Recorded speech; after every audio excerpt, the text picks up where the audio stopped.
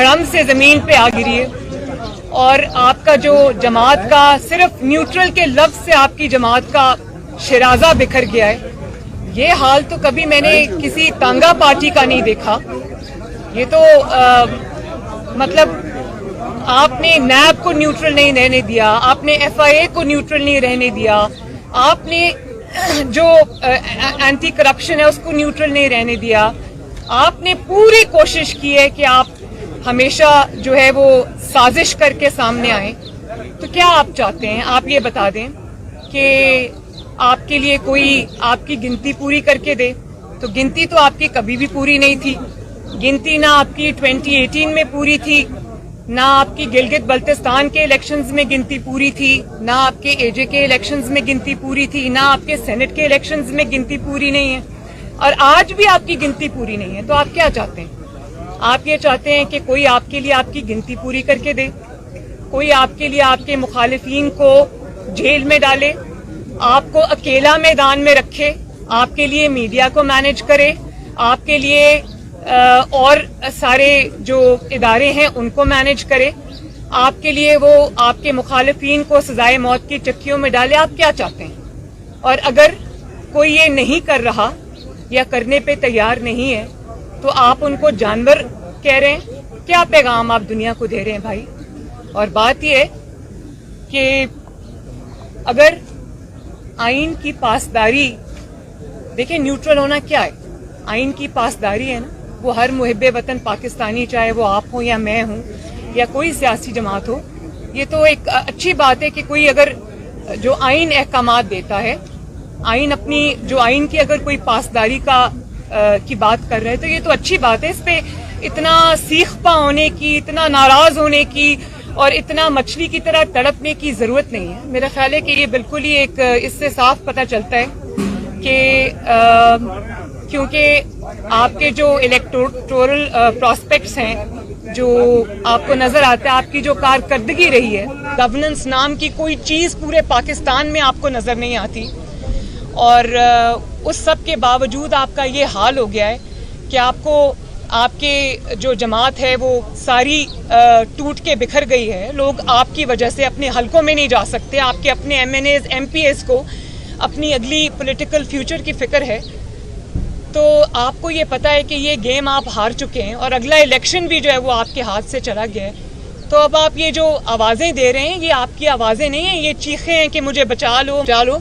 तो मैं आपको ये कहना चाहती हूँ कि आपको बचाने अब कोई नहीं आएगा, आपकी game is now over. Madam मेरा सवाल ये रजा रोज TV से हूँ।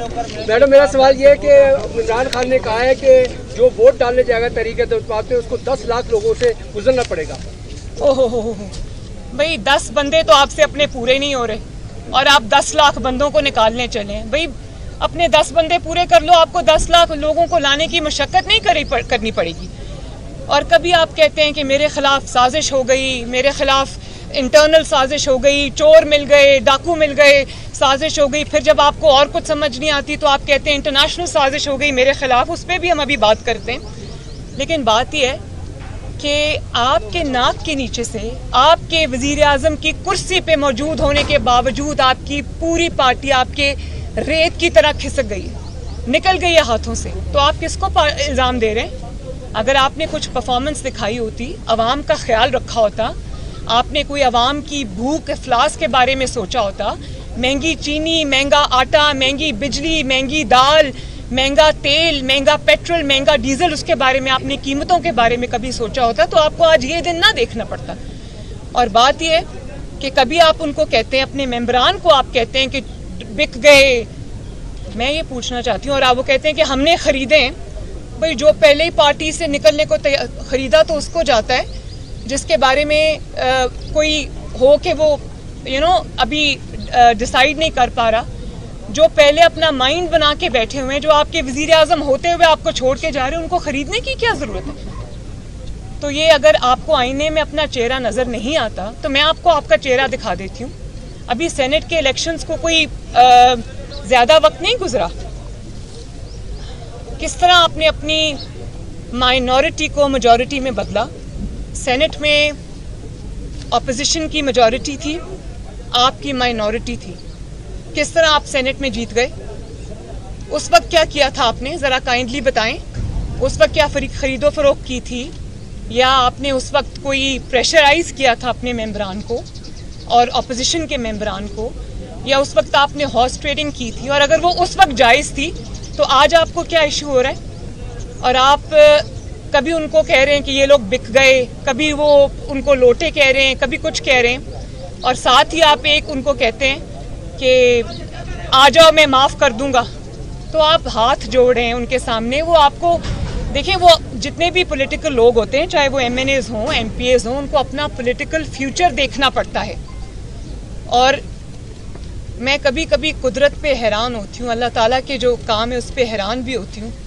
जिस नवाज शरीफ को आपने कहा कि उसकी सियासत ख़त्म हो गई, उसको आपने जेलों में डाला, आपने उसकी बेटी को जेलों में डाला, उसकी पूरी जमात को जेलों में डाला, सजाए मौत की चक्कियों में आपने डाला, और आज उसी नवाज शरीफ ने बाहर बैठ के आपके घर में घुस के आपको मारा है। तो ये जो आपको ये जो इबरत का निशान आज आप बने हुए हैं, आपको आज एक एक दो दो सीट्स वालों के घर के पास जाके उनके दर पे हाजिरी देनी पड़ रही है। तो मुझे वो वक्त भी याद आता है जब कोयटा में हज़ारा बरादरी लाशें रख के अपने सामने बैठी हुई थी और आपको आवाज़ दे रही थी।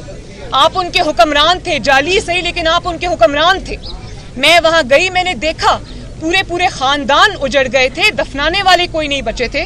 वो लाशें आगे रख के आपको बुला रहे थे और आप कह रहे थे कि मैं लाशों से ब्लैकमेल नहीं होऊंगा।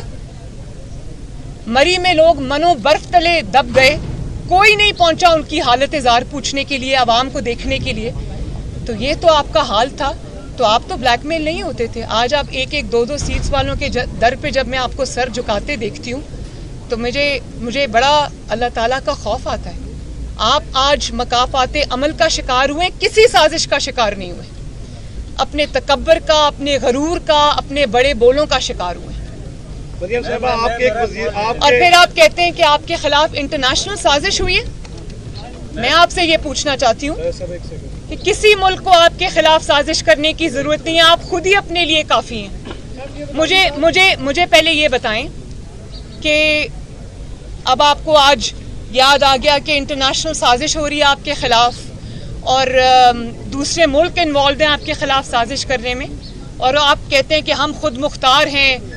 कल आपने भारत की तारीफ भी की, खुद मुख्तारी की, और मैं क्योंकि खुद मुख्तार हूँ, मेरी खुद मुख्तार एक फॉरेन पॉलिसी है तो उसकी सज़ा मुझे मिली है। तो मैं आपको आईना दिखाना चाहती हूँ और मैं आपसे ये पूछना चाहती हूँ कि अभी कुछ देर पहले तो आप बाइडन साहब की कॉल का इंतज़ार कर रहे थे और पूरी कोशिशें कर रहे थे कि वो किसी तरह आपको कॉल कर लें, और वो कॉल जब नहीं आई तो आपको खुद मुख्तारी याद आ गई। अभी चंद महीने पहले की बात है कि जब आप अमेरिका गए थे, वहाँ से वापसी पे जब आप कश्मीर का सौदा कर आए थे तो आप कह रहे थे कि मुझे आज ऐसे लग रहा है कि मैं वर्ल्ड कप जीत के आया हूँ। तो उस वक्त आपकी खुद मुख्तारी कहाँ सो रही थी?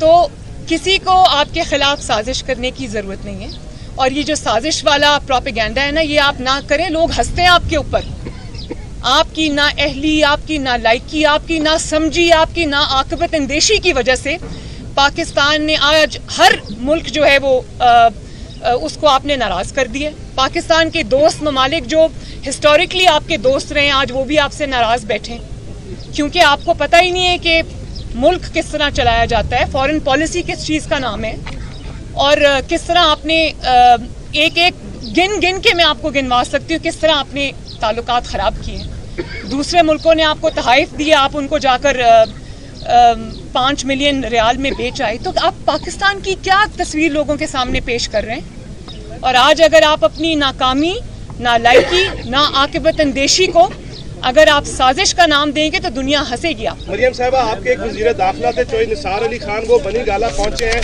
जीप लेके, और कहा यह जा रहा है कि नून लीग के बाद MPs उनके हाथ में हैं। पंजाब की सूरत क्या है? बड़ी मजे का खेज बात है ये। और सवाल जी?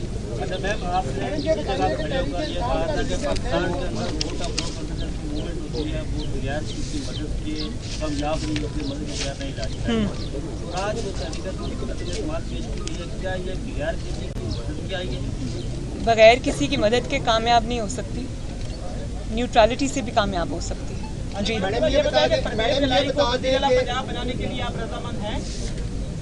ये तो अब डिसीजन सिर्फ मेरा तो नहीं है, ये तो सब बैठेंगे, ऑपोजिशन पार्टीज बैठेंगी, नवाज शरीफ साहब, शहबाज शरीफ साहब जो कि हमारी जमात के सदर हैं, ये सबके साथ मिलके ये फैसले होंगे। इंशाल्लाह जल्दी आएंगे। मैडम ये बता दें ऐसे वक्त में आप अपने बात की तहरीक ला रहे हैं जब हुकूमत अपनी अहली की वजह से सब कुछ खो बैठी है, तो क्या वजह से क्या कहीं तरीके से बात ला कर आप इमरान खान को सियासी शहीद तो नहीं कर रहे? और नियो न्यूज़ पे तलत हुसैन साहब को प्रोग्राम की वजह से उनकी बंदिश भी शुरू कर दी है। देखिए बंदिश ये इस तरह से लोगों को चुप कराने के, ज़बरदस्ती डराने धमकाने के तो दिन गए। अब तो इमरान खान साहब के हिसाब किताब का और उनकी बंदिश का वक्त है, अब तो उसकी खैर मनानी चाहिए। दूसरा जो आपने सवाल किया, देखें 4 साल बहुत होते हैं परफॉर्मेंस दिखाने के लिए, और अगर आप ये समझते हैं, आप उस दिन तकरीर में मैं इमरान खान साहब को सुन रही थी, वो ये कह रहे थे कि अहमकाना बातें आजकल वो करते हैं और एक एक बात से उनका डिफीटिस्ट माइंडसेट जो है वो झलकता है, और उनकी जो तकारीर हैं वो एक हारे हुए शख्स की तकरीर होती है। उसमें कभी वो मज़हब कार्ड इस्तेमाल करते हैं, कभी साजिश कार्ड इस्तेमाल करते हैं, कभी वो करप्शन कार्ड इस्तेमाल करते हैं। तो उनको ये पता होना चाहिए कि अवाम ने उनको रेड कार्ड दिखा दिया है, अब उनके हिसाब देने का वक्त है, अब उनके इल्ज़ाम लगाने का वक्त नहीं है। और जो बात आपने की कि देखें अगर वो ये समझते हैं कि उनको शहीद होने का मौका मिल जाएगा, तो वो जो अवाम के नुमाइंदे होते हैं उन्होंने अवाम की खिदमत की होती है।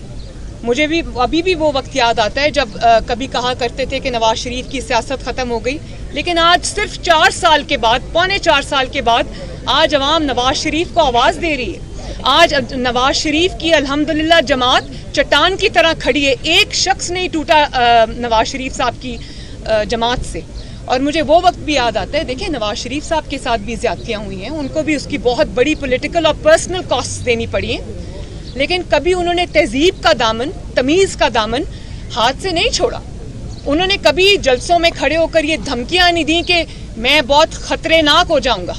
उन्होंने कभी ये नहीं कहा कि अब मैं खतरनाक हो जाऊँगा तो मैं छोड़ूंगा नहीं। और मुझे पता है कि ये धमकियाँ वो ऑपोजिशन को नहीं दे रहे, क्योंकि ऑपोजिशन ने तो उनका अताब जो है, उनका जो जुल्म है, उनके मजाले में उनको 4 साल बर्दाश्त किया है, फिर भी खड़े रहे। ये धमकियाँ वो किसी और को सुना रहे। आप समझती हैं इमरान रूहानी भी कमजोर हो गया? और दूसरी बात ये कि कोई उनको ये समझाने वाला भी नहीं है कि ग्रेस अंडर प्रेशर क्या होती है।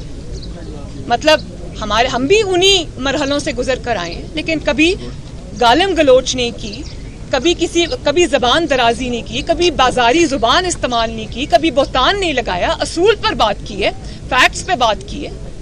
और आप जब तकरीर करने खड़े होते हैं तो आप मज़हब का नाम लेते हैं, कभी आपने रियासत मदीना का नाम लिया और आपने अवाम के ऊपर बदतरीन मजालिम ढाए, और अब आप कहते हैं कि अमर बिल मारूफ का मतलब है कि नेकी का हुक्म दो और नहीं अनिल मुनकर कि आप बुराई से रोको। तो आपने जो अपने जलसे का नाम रखा है अमर बिल मारूफ, तो मैं आपसे ये पूछना चाहती हूँ कि आप कौन सी नेकी है, कौन सी अच्छाई है जिसका हुक्म दे रहे हैं लोगों को? क्या आप लोगों को ये बता रहे हैं कि आपने जो आटे की कीमतें, चीनी की कीमतें, डीजल की कीमतें, पेट्रोल की कीमतें, तेल की कीमतें, सब्जियों की कीमतें, दाल की कीमतें, दवाइयों की कीमतें आपने आसमान पर पहुँचा दी हैं, तो क्या उस अच्छाई में आपका साथ दें? या आप खड़े होकर जब जलसों में बदतमीज़ी करते हैं, बदतहजीबी करते हैं, अपने मुखालिफिन को नाम ले लेके बुलाते हैं? कभी मौलाना फजल रहमान साहब एक सीनियर सियासतदान हैं, आप उनके मुखालिफ बात कर सकते हैं, उनके खिलाफ बात कर सकते हैं, आप उनके ऊपर सियासी बात कर सकते हैं, लेकिन जिस तरह आप खड़े होकर इल्काबात से नवाजते हैं तो आपको वो हदीस नहीं पता। एक हदीस ये भी है, या कन्वीनियंटली आपने वो चीज़ याद, मज़हब के लिबादे में अपनी बदतमीज़ी को उड़ाना है, तो वो भी एक हदीस है कि नाम लोगों के नाम रखने से और उनको इल्काबात से नवाजने से मना किया है, तो वो आप कन्वीनियंटली भूल जाते हैं। बिलावल को आप कहते हैं कि उसकी उर्दू अच्छी नहीं, उसकी आप नकलें उतारते हैं, मस्खरे लगते हैं आप जब ये काम करते हैं। तो क्या लामहाला आपके दिमाग में ये बात नहीं आती कि जो शख्स ये भी सल्लल्लाहु अलैहि वसल्लम नहीं कह सकता, जो शख्स रूहानियत को रूहूनियत कहता है, जो शख्स खातमुन नबीयीन अपने हल्फ में नहीं कह सकता, उसको क्या ये हक हासिल है कि वो दूसरों पे तनकीद करें, बल्कि जो आपने कल्चर बदतमीज़ी का, बदतहजीबी का पाकिस्तान के अंदर इंट्रोड्यूस कर दिया है, मैं बतौर माँ अपनी पाकिस्तान की माँओं से ये गुजारिश करती हूँ कि आजकल जब एक ज़हनी तवाज़न ख़राब शख्स अगर टीवी पर आकर बदतमीज़ी करता है और बदतमीज़ी की तरगीब देता है, तो अपने बच्चों को काइंडली वहाँ से उठा दिया करें कि हम नहीं चाहते कि हमारे बच्चों के अंदर ये कल्चर जो है वो सरायत करे। मैम ये बताइए कि तहरीक इंसाफ का मीडिया सेल जो रियासती इदारों के खिलाफ आज प्रोपेगेंडा कर रहा है, देखिए मैंने पहले भी इस बात का जवाब दे दिया, मैं एक दफ़ा फिर से जवाब दे देती कि अगर न्यूट्रल का मतलब ये है कि आपकी अब मदद को कोई नहीं आ रहा और न्यूट्रल का आप ये मतलब निकाल रहे हैं कि वो सब आपको आके बचाएं, तो देखिए न्यूट्रल होने का मतलब इसी की जिद्दोजहद हमने भी की है। और हर आइन पसंद शहरी, आइन एक पाकिस्तान का आइन है, उसकी पासदारी ज़रूरी है और अगर उसकी पासदारी करना कोई कर रहा है तो ये अच्छी बात है, इसको तो वेलकम करना चाहिए, इसी के लिए तो हमने स्ट्रगल की है। तो मैं आपको पहले बता चुकी हूँ कि ये जो गालम गलोच आजकल आप सोशल मीडिया पे भी देख रहे हैं, तहजीब के दायरे में रह के बात करें, गालम गलोच नहीं। हम क्या कुछ नहीं बर्दाश्त करके आए। कभी नवाज शरीफ साहब को आपने देखा है कि स्टेज पे चढ़ के वो किसी को माइक पकड़ के धमकियां दें कि मैं छोड़ूंगा नहीं, मैं खतरनाक हो गया हूं, तो और मैं जब आऊंगा तो मैं और ज्यादा मैं अंदर। भाई तुम कौन सा ऐसा काम है जो तुम नहीं कर सके? कर चुके हो तुम ये सब काम, इसी वजह से तुम्हारा आज ये हाल हुआ है, ये मत भूलो। तो गालिम गलोच से नहीं, तहजीब से, तमीज से बात करो, बाजारी जुबान इस्तेमाल मत करो। मैडम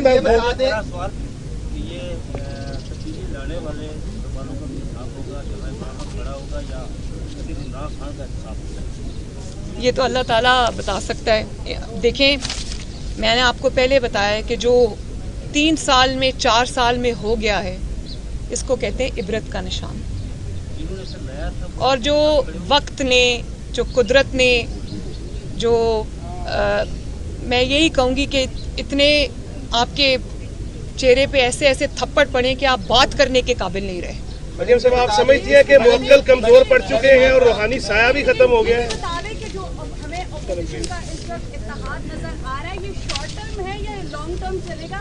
और दूसरा ये बताएं कि ये तहरीक तक अक्सर होता है कि फिर दाएं बाएं भी हो जाते हैं मामला, तो इस बार जो है ऑपोजिशन का इत्तेहाद कहाँ तक? पहले वो बताइए। देखिए, प्राइम नवाज शरीफ साहब ने, मैं एक PDM की मीटिंग में मौजूद थी जब उन्होंने ये कहा कि पोलराइजेशन सोसाइटी में बहुत, पॉलिटिकल पोलराइजेशन बहुत बढ़ गई है और हमें सब जमातों को साथ लेकर चलना है और हमें सबको सियासी धारे में, कौमी धारे में लाना है। तो मैं ये समझती हूँ कि इमरान खान ने जो पोलराइजेशन को उन्होंने फ़रोग़ दिया है, हमें उसका सद्देबाब करना है। हमें तमाम कुव्वतों को साथ लेकर चलना है। हमें एक नेशनल कंसेंसस, नेशनल रिकन्सिलिएशन की ज़रूरत है ताकि पाकिस्तान फिर से जो है वो तरक्की के सफ़र पे। इलेक्शन जब ये दौर शुरू हो जाएगा, अगली वज़ीर-ए-आज़म इसको देखिए, मरियम नवाज, बिलावल भुट्टो या कोई नया चेहरा? और ये इत्तेहाद में भी बता दें कि शॉर्ट टर्म है या लॉन्ग टर्म है, क्योंकि मैंने आपको इसका जवाब दिया है जी। और कोई सवाल है? मुफ्ती मुद्रा ये कह रहे हैं, मुफ्ती मुद्रा बार-बार ये कह रहे हैं कि वज़ीर-ए-आज़म किसको देखनी है? देखिए, मैं नहीं, देखिए ये तो अल्लाह ताला को पता है और ये इंशाल्लाह बैठ के फैसला करेंगे। हमारे कैंडिडेट तो शहबाज शरीफ साहब हैं और मैं जो बात अभी करना चाहती हूँ वो ये है कि देखें, अभी मुझे पता चला है कि अब कोर्ट में भी अपोजिशन गई है आज सुप्रीम कोर्ट में और ये डिले करना चाहते हैं। तो देखें, आइन कोई मोम की नाक नहीं है जिसको आप अपनी हुकूमत बचाने के लिए, अपना इक़्तिदार बचाने के लिए आप कभी इधर मोड़ दें और कभी इधर मोड़ दें। आइन में साफ तौर पर लिखा है कि तहरीक अदम एतमाद जमा होने के बाद 14 दिन के अंदर अंदर इजलास बुलाया जाना चाहिए। तो 14 दिन तो 22 मार्च को पूरे हो जाते हैं और उसके बाद 7 दिन के अंदर अंदर आपको वोटिंग करानी है। अब देखिए, आप, मुझे नहीं पता आप टाइम क्यों बाय करना चाहते हैं।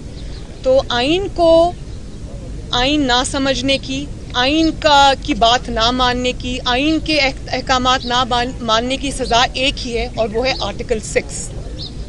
तो मैं अदालतों की तरफ भी देख रही हूँ कि इस शख्स को आइन का हुलिया बिगाड़ने से, अपनी हुकूमत को बचाने की खातिर इससे रोका जाए और ये एक प्रेसिडेंट ना सेट किया जाए जो कि पाकिस्तान के लिए अच्छा नहीं है। मैडम, किसी हुकूमत के आने के इम्कान तो नहीं? नहीं, और दूसरी बात ये कि मैं इस्लामाबाद की इंतज़ामिया को भी ये कहना चाहती हूँ कि एक ऐसा शख्स जो कि अब हार चुका है और पाकिस्तानी अवाम के निशाने पर है, ऐसे शख्स के अहकामात बजा ना लाएं और खामखा इस सारे जो आईनी और कानूनी प्रोसेस में बिल्कुल भी जो है वो इंटरफेयर ना